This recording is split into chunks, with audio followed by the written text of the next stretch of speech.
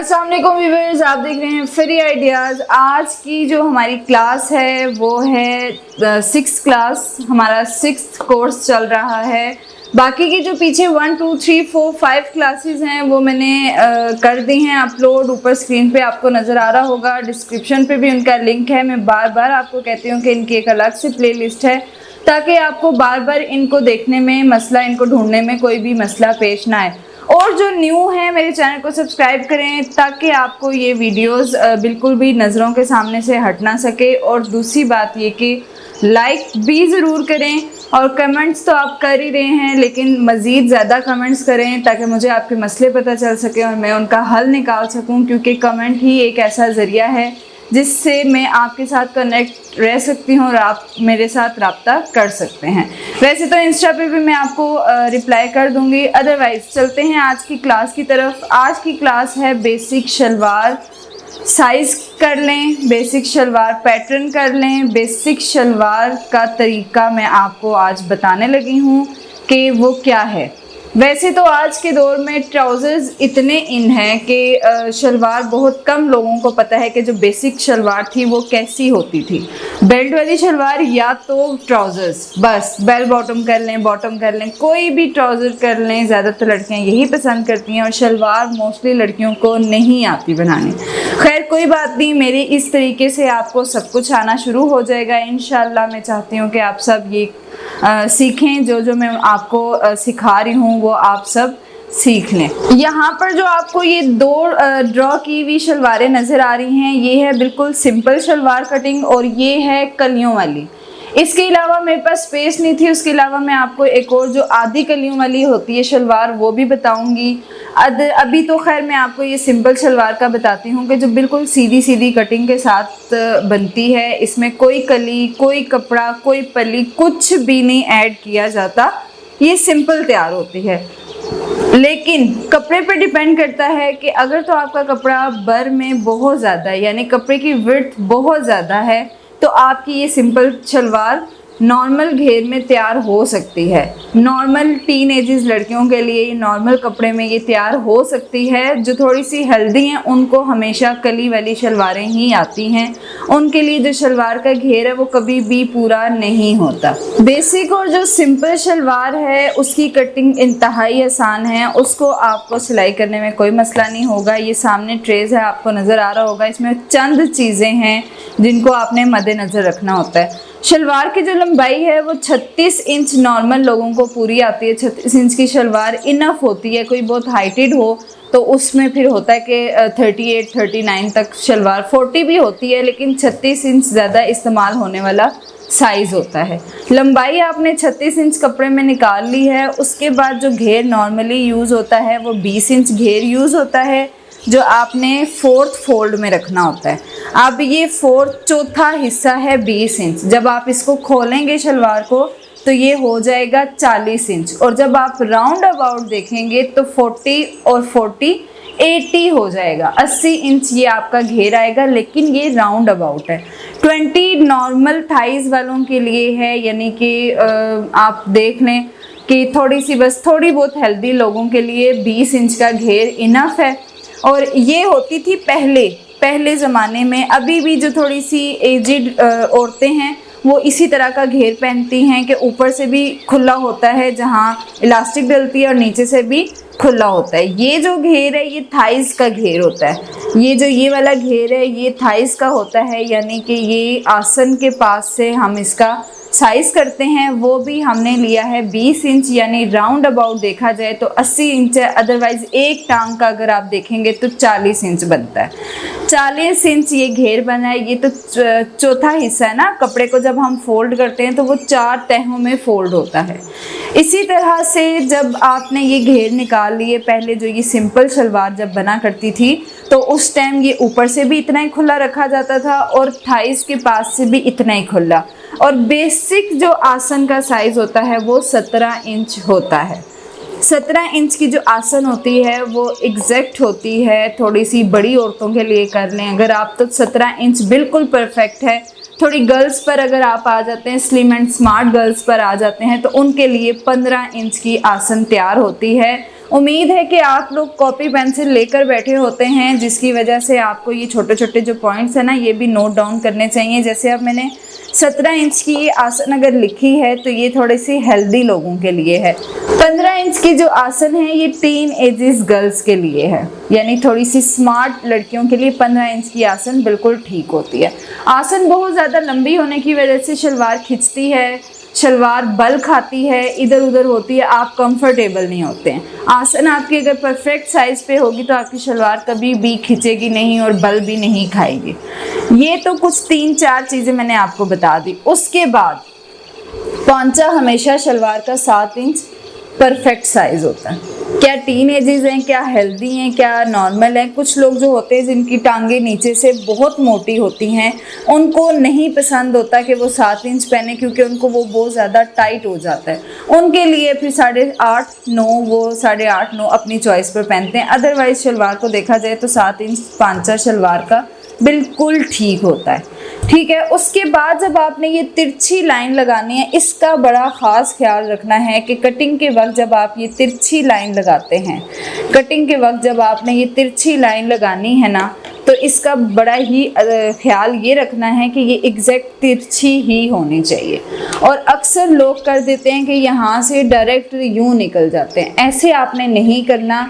हमेशा आपने यहाँ से आधा इंच इस तरह को होना है, आधा इंच हमेशा ये यूं कटिंग करके फिर ये तिरछी लाइन लगानी है। ये आपकी तिरछी लाइन परफेक्ट होनी चाहिए, फिर आपकी शलवार में तब भी कोई मसला नहीं होता है। शलवार में बस 1-2 पॉइंट्स होते हैं जो बेसिक्स होते हैं, यानी 7 इंच पौंचा हर हाल में आपको 7 इंच ही रखना है, और 17 इंच या 15 इंच आसन। नॉर्मल गर्ल्स के लिए 15 इंच है और हेल्दी के लिए 17 इंच है। ठीक हो गया। इसमें कोई बेल्ट नहीं, कोई कली पली कुछ भी नहीं डलता है इसमें। अगर तो आपके कपड़े की विड्थ बहुत ज़्यादा है और आपका घेर इसी में एडजस्ट हो रहा है तो ये बिल्कुल परफेक्ट है। और दूसरी बात ये कि अगर आपने थाइस के पास से किसी का साइज़ लेना है तो एंची स्टेप को राउंड अबाउट लेना है। एंची स्टेप को किसी भी बंदी का साइज़ लेते वक्त आपने थाइस पर गोल घुमा कर चेक करना है और थोड़ा सा अंदर फिंगर्स रख के उसको एंची स्टेप को हिलाना है कि ये लूज़ हो, और फिर आपने वो साइज़ निकालना है कि वो टोटल राउंड अबाउट कितना बन रहा है। देन आपने उसका हाफ करना है और वो आपका घेर निकल आएगा। इंशाल्लाह आगे चल के जब मैं आपको कपड़े पर भी कटिंग करना बताऊंगी, जब हम कटिंग पर आएंगे तो फिर इंशाल्लाह आप लोगों को और भी मज़ीद समझ आ जाएगी। लेकिन आई थिंक कि पैटर्न वर्क के साथ लोगों को ज़्यादा समझ आती है, ड्रॉ वर्क के साथ आप लोगों को ज़्यादा समझ आएगी। ये तो हो गई सिंपल शलवार। अब आजकल के लिहाज से जो शलवारें बनती हैं वो मैंने अपनी एक वीडियो में भी बताई थी, लेकिन मैं आपको फिर इंशाल्लाह बता दूंगी। जो न्यू आने वाले हैं या जिनको वो वीडियो नहीं मिली है, मैं आगे चल के आपको फिर बता दूंगी। अब क्या सिस्टम है कि अब शलवारों को ऊपर से इतना खुला नहीं रखा जाता। अब शलवारों की कटिंग होती है ट्राउज़र की तरह, इस तरह से। वैसे तो ट्राउज़र की कटिंग ये होती है, लेकिन अब शलवारों की कटिंग को ऐसे कर देते हैं कि यहाँ से ऐसे ले जाते हैं और इधर से फिर तिरछा करते हैं। क्यों? इसका क्या मकसद है? अब फ़र्ज़ करें कि हमने ये वाली लाइन रेस कर दी है। अब शलवारों को इस तरह से लुक दी जाती है। जो ये वाला हिस्सा है ना, ये आपके ट्राउज़र की तरह का रखा जाता है, वेस्ट फिटिंग में रखी जाती है और यहाँ से आसन तिरछी बनाई जाती है। साइज़ वही होता है, या तो 17 इंच या 15 इंच, साइज़ वही होता है, साइज़ चेंज नहीं होता। ये आसन इस तरह से, इसका मकसद ये होता है कि जब आप ये इतना बड़ा ऊपर से अगर नेफ़ा बनाते हैं और उसमें इलास्टिक डालेंगे या आपने नाड़ा डालना है, जो बड़े लोग होते हैं, तो फिर वो इतना ढेर सारा बन जाता है ना, अजीब सा शर्ट के नीचे से अजीब सा एक उभार सा फील हो रहा है। इस वजह से अब जो शलवारों को शेप दी जाती है ना, वो इस तरह से काट के दी जाती है। ऊपर से ट्राउज़र वाली लुक आती है, लेकिन नीचे से वो शलवार होती है। और यहाँ से तिरछापन इसलिए दिया जाता है कि शलवार को चलते फिरते खींचना पड़े। ठीक है जी, ये पहली शलवारें हुआ करती थी जो इस तरह से इतने बड़े घेर के साथ तैयार की जाती थी। अब तो मेरे ख्याल में जो थोड़ी एजिड औरतें हैं वो भी इस तरह की शलवार नहीं वेयर करती, लेकिन ये बिल्कुल सिंपल कटिंग शलवार है, जो बिगनर्स हैं उनके लिए आसान हो जाएगी। इस तरफ आते हैं, यहाँ पर जो मैंने ड्रॉ किया हुआ है वो है कलियों वाली शलवार। अक्सर कपड़ा बहुत ही कम होता है, या पहले लोग शौकिया तौर पर कलियों वाली शलवार पहना करते थे। पौंचे से कली आया करती थी और वो बड़ी ही खूबसूरत शलवार लगती होती थी। कली वाली शलवार जी, अक्सर लोग कहते होते थे कि हम लोगों ने कली वाली शलवार बनवानी है। मतलब जैसे आजकल कोई डिज़ाइन देख के बंदा कहता है ना कि भाई ये डिज़ाइन हमने बनवाना है, उस टाइम ये समझ लें कि ये shalwar as a design use होती थी। लेकिन अब ये शलवार ज़रूरत के तहत इस्तेमाल होती है। क्यों? क्योंकि अब कपड़े की विड्थ ट्राउज़र के हिसाब से होती है। जब थोड़ी बड़ी एज के लोग यानी थोड़े से हेल्दी लोग जब शलवार पहनना चाहते हैं तो उनकी शलवार उस कपड़े पर पूरी नहीं आती, तब फिर इन कलियों वाला मेथड यूज़ किया जाता है। पहले तो शौकिया तौर पर जी के पांचे के पास से जो कली पड़ती है हमने वो शलवार पहननी है, तब कपड़े में भी कोई कमी नहीं होती थी। इस शलवार में होता ये है कि इसका एक पार्ट अलग काटा जाता है जो 7 इंच कर लें आप, मतलब आपका जो पांचा तैयार है आपने 7-7 इंच का पूरा एक जो है वो साइड पे कर लेना है कपड़ा, फ्रंट बैक यानी दोनों टांगों का वो अलग आपने कर लेना है और कलियां आपने काटनी हैं अलग।